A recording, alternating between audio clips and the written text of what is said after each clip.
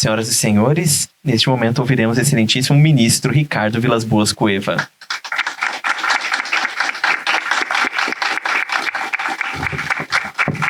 Boa noite a todos. Eu cumprimento inicialmente o desembargador Cleiton Maranhão, o desembargador Bacelar, o Fred. Sintam-se todos cumprimentados. Eu não vou fazer uma nominata extensa porque eu vou acabar esquecendo alguém, invariavelmente. Mas eu me sinto muito alegre de voltar à fria e úmida Curitiba, sobretudo ao sair da quente e seca Brasília e depois de tanto tempo voltar aqui.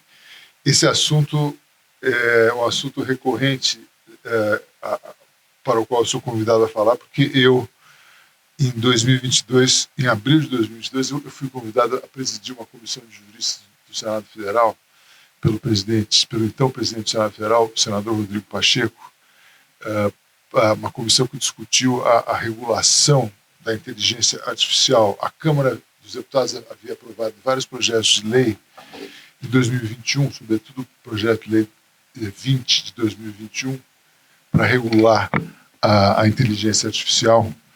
E então cabia ao Senado apresentar um substitutivo àqueles projetos de lei. Não sei se melhorou assim.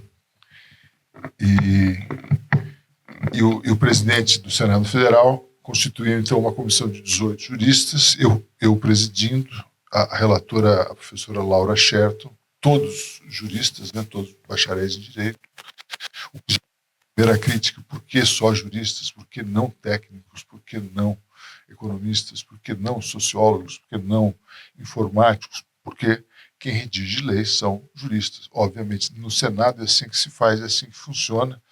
Isso em abril de 2022, o que gerou uma derrisão geral. Mas por que tratar da regulação da IA se ninguém sabe exatamente o que ela é, para onde ela vai, não há uma definição clara de IA? E isso tudo mudou em novembro de 2022, quando surgiu no mercado o ChatGPT, que é o primeiro produto de larga escala comercial, né, de inteligência artificial generativa, que em poucos meses conquistou 100 milhões de usuários.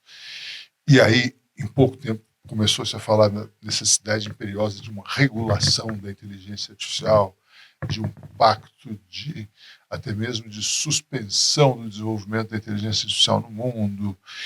E, enfim, o trabalho que ali se desenvolveu naquela comissão, até de abril a dezembro daquele ano, foi um trabalho muito inspirado na União Europeia, no AI Act, que é uma ideia de classificação de riscos, de que os riscos já existem, os riscos são ponderáveis, são iminentes, e é importante criar mecanismos de governança e de controle desses riscos, não do produto final, mas dos riscos que os sistemas de inteligência artificial, que as aplicações de inteligência artificial implicam.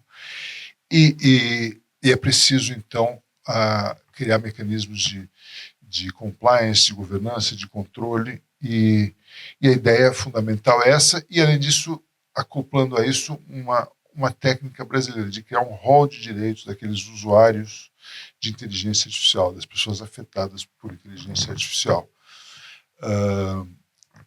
E daí nasceu o projeto de lei 2338, que foi aprovado pelo Senado e hoje está em tramitação na Câmara dos Deputados, sob a relatoria do deputado Dognaldo Ribeiro, com grande chance de ser aprovado, porque a ele vai ser acoplado um projeto de lei do Redacta, que é a ideia de fomentar a criação no Brasil de data centers, que seriam esses centros de criação de uma infraestrutura para inteligência artificial que falta no Brasil muito, né? Enquanto nos Estados Unidos, no ano passado, foram investidos 400 bilhões de dólares nesses data centers, e até 2028 fala-se em 3 trilhões de dólares. No Brasil, a escala é infinitamente menor, e nós estamos muito, muito aquém do que seria necessário para sequer imaginarmos falar em soberania digital. Agora, quando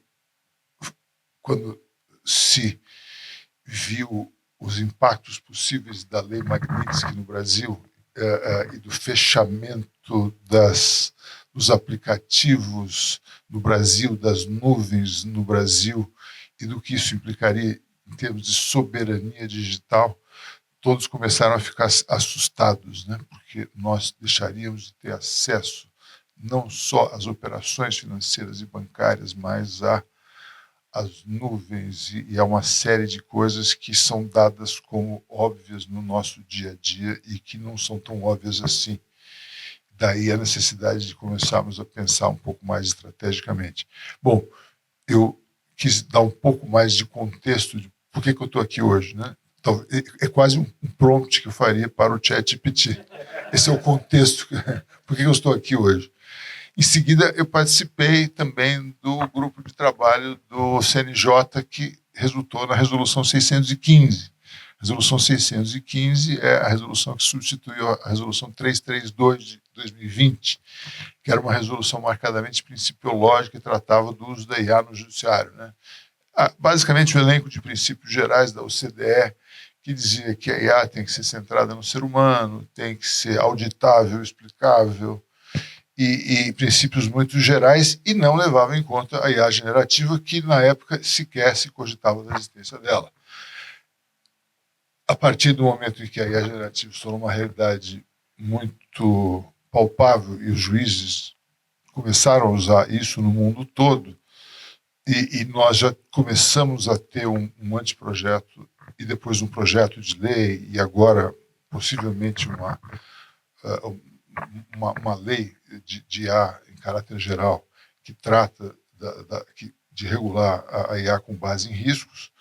Nós também no CNJ procuramos, inspirado nesse modelo europeu, procuramos tratar da IA no judiciário com a mesma ideia de que é necessário disciplinar a IA no judiciário também, não só com base naqueles princípios que já constavam daquela resolução 332, né, a centralidade da pessoa humana, respeito aos direitos fundamentais, o bem-estar dos jurisdicionados, a supervisão humana, a segurança de dados, a curadoria de dados, a capacitação dos usuários, mas também um sistema de classificação de riscos baseado naquele sistema europeu, um sistema muito mais leve, né? Algumas aplicações são vedadas, por exemplo, aplicações que não possibilitem revisão humana ou que valorem traços da personalidade ou comportamento para prever crimes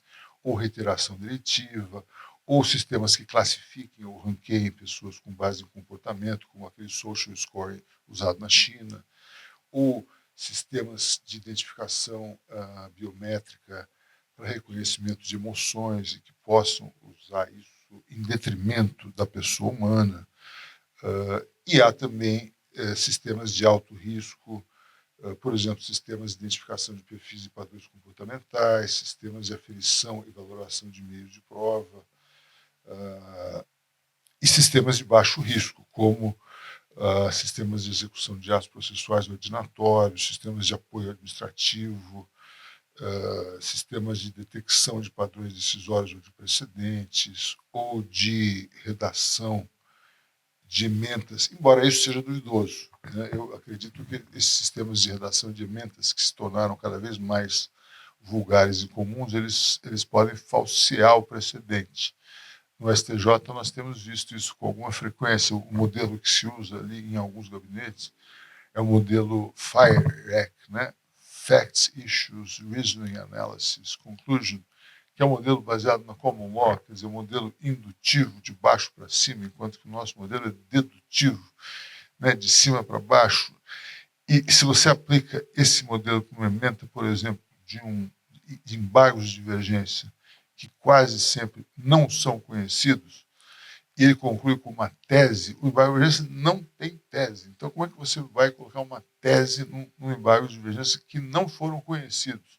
E aí, frequentemente, aparece uma tese em embargo de divergência não conhecidos, e aí o advogado vai pegar aquilo e vai citar uma tese num recurso que não foi conhecido. Por exemplo, e há outros inúmeros exemplos. Além de que essas emendas baseadas nesse sistema são muito rococós, né? São cheias de meandros, de vai e vem. Tem que ser uma emenda mais direta, objetiva, que pode ser perfeitamente moldada, pode ser feita com um prompt mais claro, objetivo, no nosso modo de pensar o direito, talvez mais dedutivo, né? De cima para baixo. Por exemplo, essa resolução, ela, 615, ela tem outras características interessantes. Ela criou um Comitê Nacional de Inteligência Artificial, né, que é um comitê que procura fazer uma regulação dinâmica, porque a IA generativa, que é o de que se trata hoje, né, ela traz desafios permanentes, né, no dia a dia e são provocações novas que os advogados vão trazendo a cada dia e novos desafios que desafiam o regulador a trazer novas normas, novos conceitos, novos sistemas de governança. E esse Comitê Nacional, então, ele terá por missão, em caráter geral, né, no âmbito do CNJ, traçar algumas balizas que possam ajudar os tribunais no âmbito de sua autonomia a exercer essa governança com mais confiança, com mais competência, com mais granularidade, espera-se, né? Esse comitê é presidido atualmente pela conselheira Daniela Madeira, né? E tem 14 membros titulares, 13 suplentes, de várias origens, e tem uma vasta competência. Além disso, também tem um sistema sinapses onde são depositadas todas as soluções de IA usadas pelos tribunais.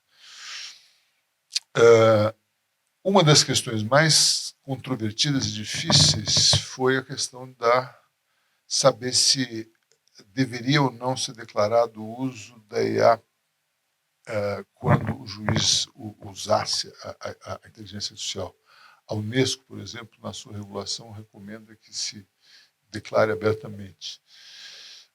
Nós entendemos que isso implicaria, talvez, criar uma nulidade de algibeira, né, e que poderia comprometer a rigidez do processo. Então, nós resolvemos não fazer. A responsabilidade é sempre, obviamente, de quem profere a decisão.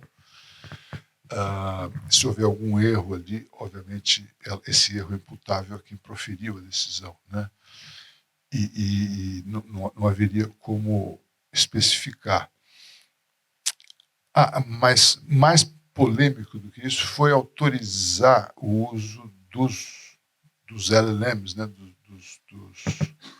desses ChatGPTs, Gemini, Notebook LLMs, Copilot e outros sistemas assemelhados de linguagem grande, né, pelos juízes, ainda que os tribunais não tenham homologado ou autorizado os sistemas.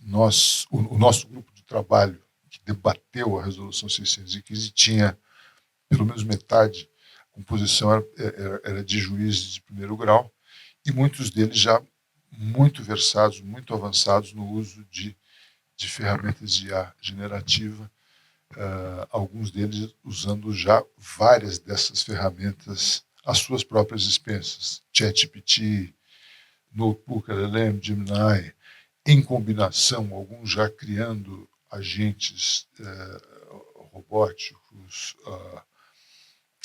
com um encadeamento muito sofisticado de prompts e criando peças e com links com bancos de jurisprudências e bancos de dados que permitiam realmente aumentar muito a produtividade deles. Mas, obviamente, a pergunta que se faz e a governança disso, né? Como é que os tribunais vão efetivamente desempenhar uma governança sobre o trabalho desses juízes? Porque há muitos riscos, obviamente, riscos dos vieses algoritmos, de distorções, há riscos de vazamento de dados, de segurança de dados, né? Há o risco também da chamada prompt injection, né, que é o fato de as peças recebidas dos advogados conterem comandos invisíveis no texto que possam, de alguma maneira, subverter o sistema ou fazer com que o sistema se comporte de outro modo. Quando o Oswaldo e eu, semana passada, tivemos uma reunião com o pessoal da IA no tribunal, o STJ agora está desenvolvendo um sistema chamado Logos, que é na verdade, uma versão adaptada do Copilot da Microsoft, com alguns prompts desenvolvidos pelo STJ, mas ele faz um trabalho de sanitização, ele transforma essas petições, esses recursos em texto, limpa esse texto de comandos invisíveis, limpa de possíveis armadilhas, né, que possam estar contidas ali, que são sempre agregadas a esses textos, a esses recursos, a essas petições, e com isso permite que a gente use essas peças para o nosso trabalho na inteligência artificial, para fazer resumos e trabalhar com prompts e a partir dali criar as nossas decisões, né? As minutas de decisões com a inteligência artificial. Nós temos isso, claro, e temos uma supervisão humana constante. O juiz de primeiro grau eu não sei, né? Obviamente o maior medo de todos a gente brinca, é um dia em que o juiz seja capaz de fazer um prompt desse tipo: analise as provas e decida.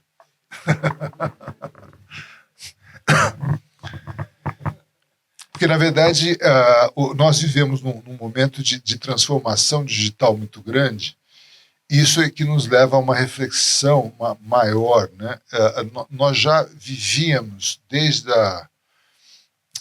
da década de... A inteligência artificial é um conceito que nasce, na verdade, em 1956. Né? Todo mundo que fala de inteligência artificial fala de uma célebre reunião ocorrida em 1956 no Dartmouth College, no Hampshire, quando alguns cientistas da computação se reuniram e procuraram entender o que seria uma possível inteligência artificial.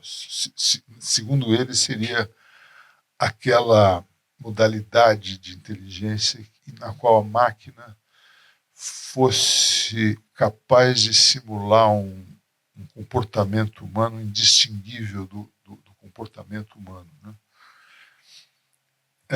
Houve uma fase inicial de entusiasmo muito grande com a capacidade da máquina, um desenvolvimento enorme, né, dos computadores. Havia o que se chamava de lei de Moore, né, a cada 18 meses duplicava-se a capacidade de computação, até que houve um chamado primeiro inverno da inteligência artificial, 1970, mais ou menos.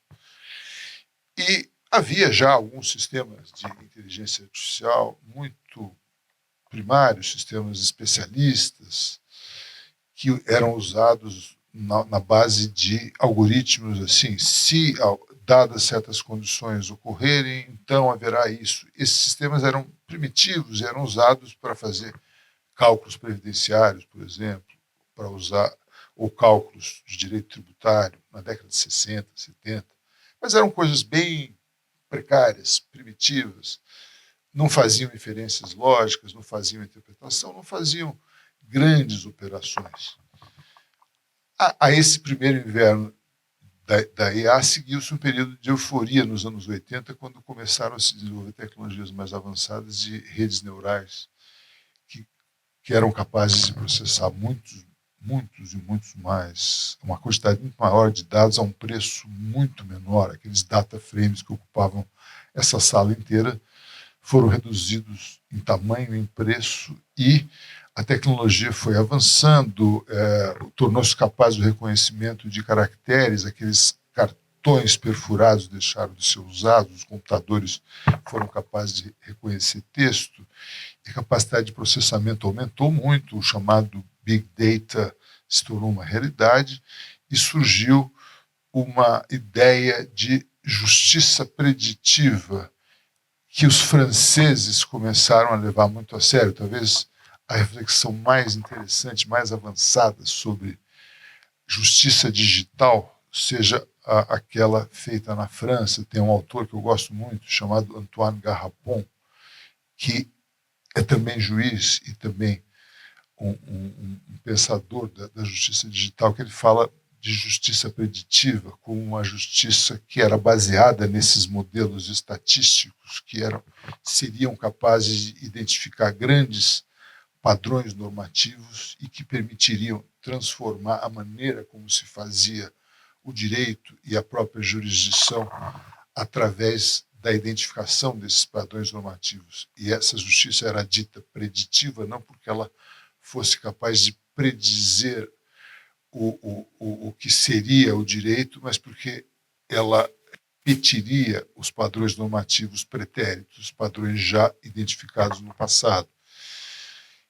E, segundo, então, esse autor e tantos outros, essa justiça preditiva, isso nós estamos falando antes da IA generativa, mas essa lógica, de algum modo, continua se aplicando, né? Nós teríamos, então, uma revolução simbólica, porque isso implicaria uma mudança das mediações pelas quais a gente constrói os significados sociais do direito.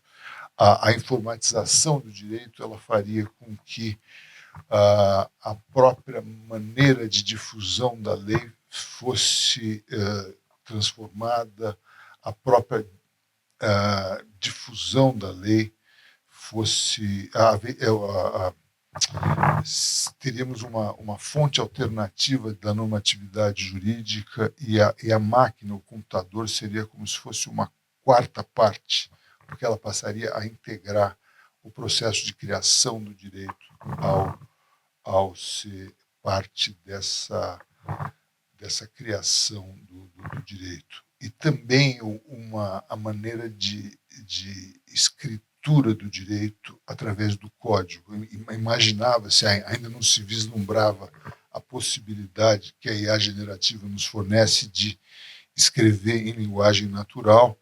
Imaginava-se que o profissional de direito fosse acabar escrevendo em código e fosse ter que codificar para se comunicar e criar o direito. E falava também numa revolução política, que seria essa delegação que ocorreria cada vez mais à máquina, né? E perguntava a ele em que medida nós iríamos ou não delegar a esse oráculo digital a função de dizer o direito. E essa pergunta acho que continua válida. Até que ponto nós seremos... quando nós formos capazes de fazer esse prompt, analise as provas e decida por mim, qual será o juiz comodista que não cairá na tentação de apertar esse botão, né? E qual será o corregedor que não será implacável o suficiente para deixar de... O curioso é que nós, na comissão da Resolução 615, queríamos uma regulação mínima para o uso dessas ferramentas de IA generativa, éramos tratados como verdadeiros luditas, aqueles que destruíam os tiares da Revolução Industrial Inglesa, porque eles diziam, não, a IA generativa não passa de uma caneta, de uma máquina de escrever. Nós estamos vivendo aquele momento em que os juízes escreviam as suas sentenças a bico de pena, e aí inventou-se a máquina de escrever. É a mesma coisa, não se trata nada mais do que isso, dessa transição do bico de pena para a máquina de escrever. Não é exatamente isso, é alguma coisa a mais, é uma mudança muito diferente. Essa mediação simbólica é muito diferente. E autores franceses também, eu participei de um debate muito interessante outro dia em São Paulo, também com uma autora francesa, que ela se coloca em que medida a questão de em que medida a inteligência artificial em geral e no direito ela não implica um pacto fáustico, porque você abre mão de um elemento essencial do humano, né, que é a linguagem. Nós fomos formados no mundo analógico. lendo em papel, discutindo, debatendo questões na lousa. A lousa era a lousa mesmo, né?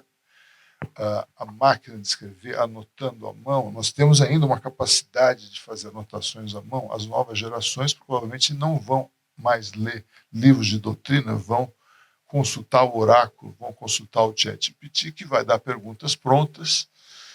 E como é que isso vai dar? Será que elas não vão perder uma capacidade de articular questões, de perguntar em detalhe, de refletir, a própria capacidade de formular as questões já implica uma capacidade de refletir, de ter as respostas melhores. Em que medida a formação do jurista no futuro não estará comprometida com esses oráculos digitais que estão sendo criados com as máquinas novas, né? Pois bem, as máquinas novas, quer dizer, essa terceira fase agora, que é a generativa, depois da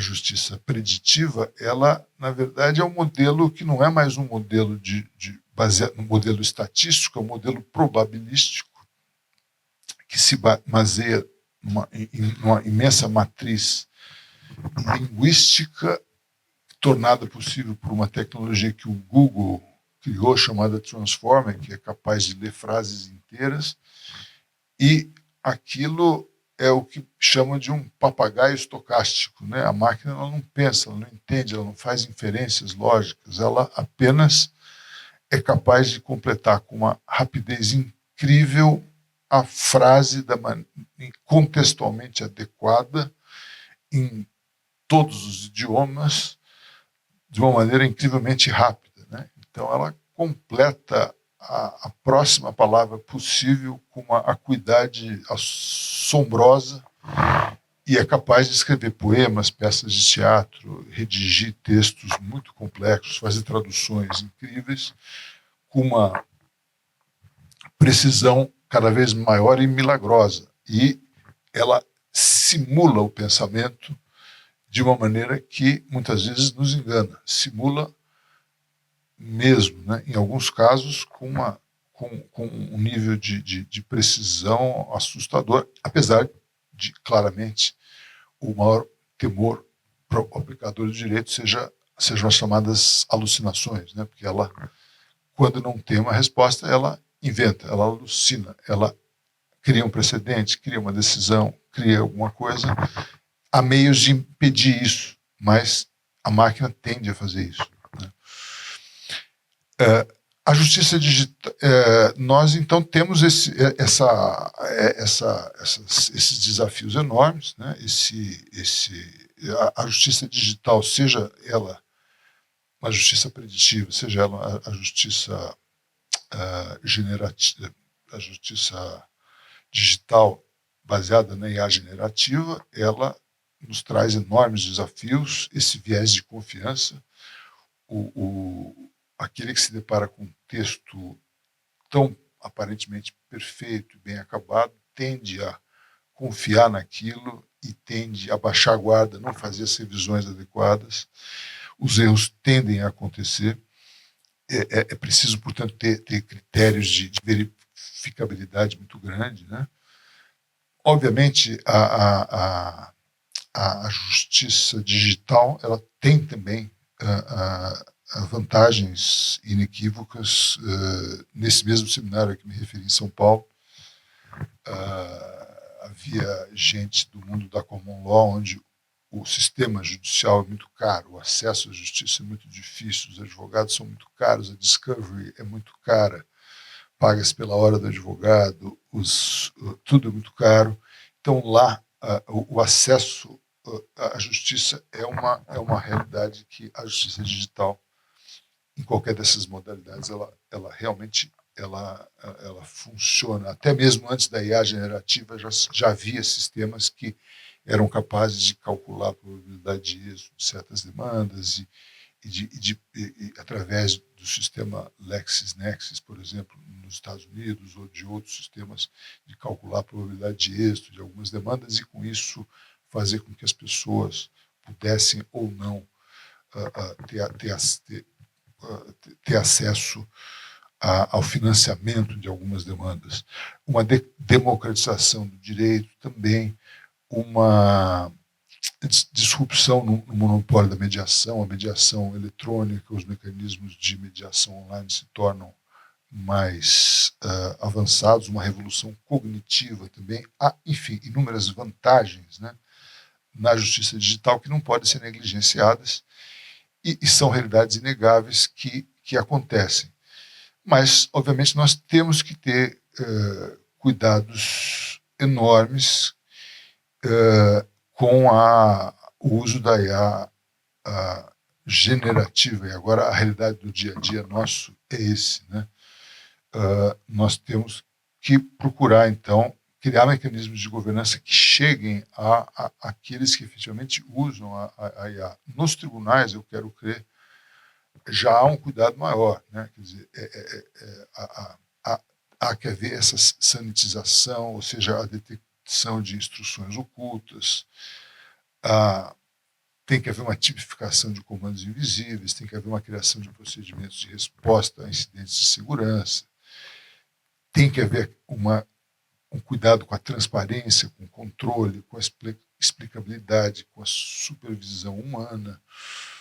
Há não sei se viram, há 2 semanas saiu na revista The Economist também uma matéria importante sobre os riscos da inteligência artificial em geral, chamada de tríade letal. Os sistemas... boa noite.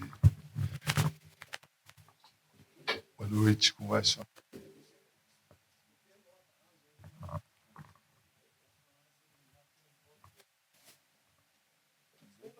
Imagina. Tirando foto com você impulsando.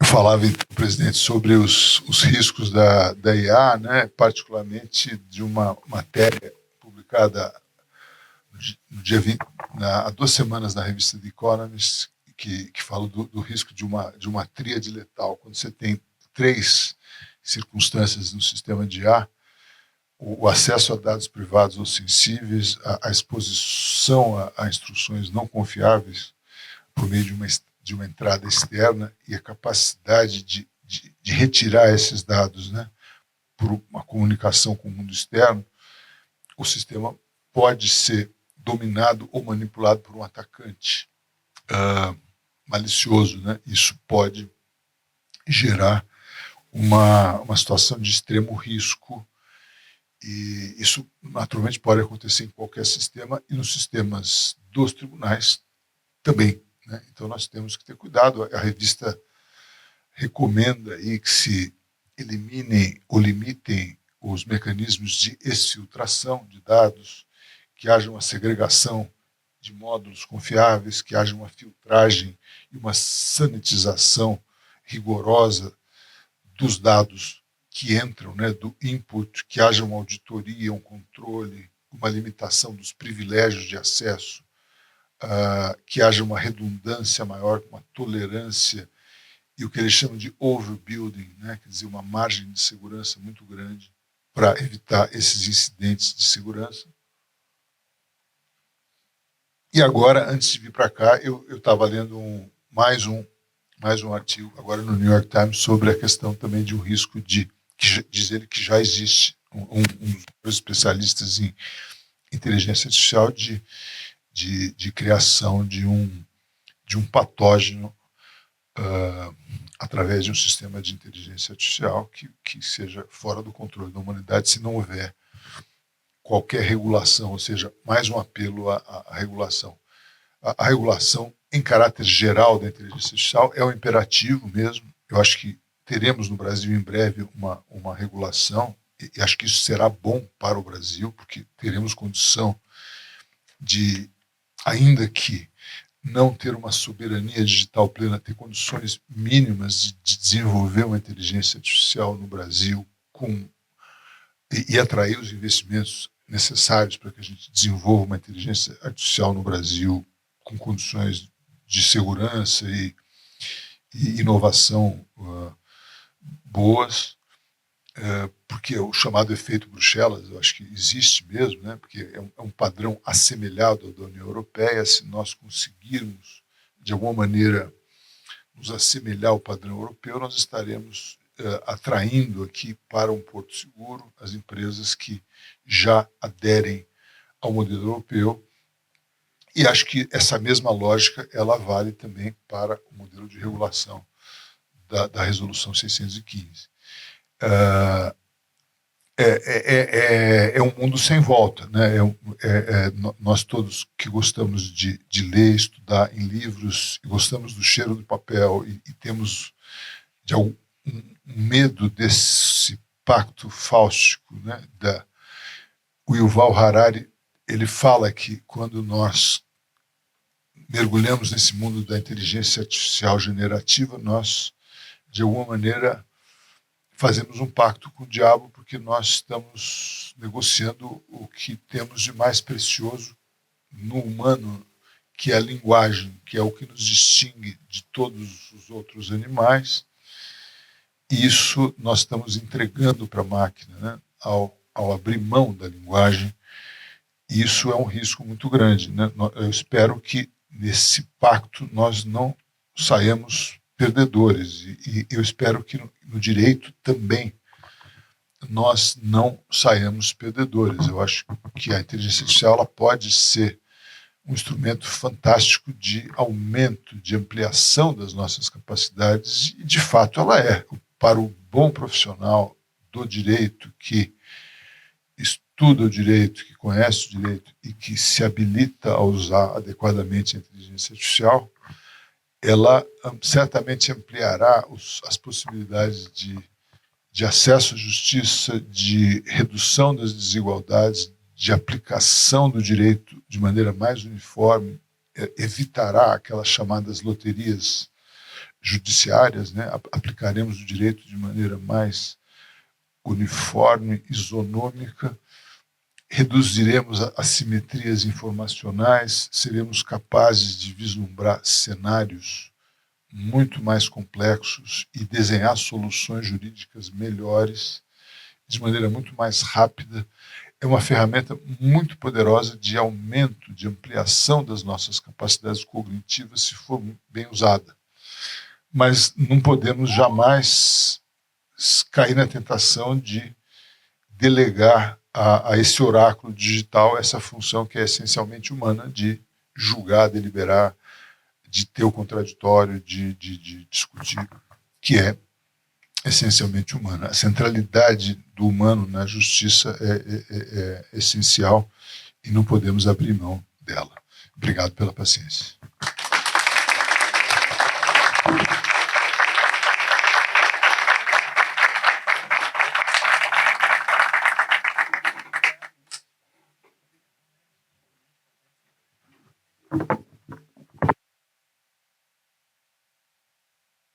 Agradecemos ao excelentíssimo ministro Ricardo Vilas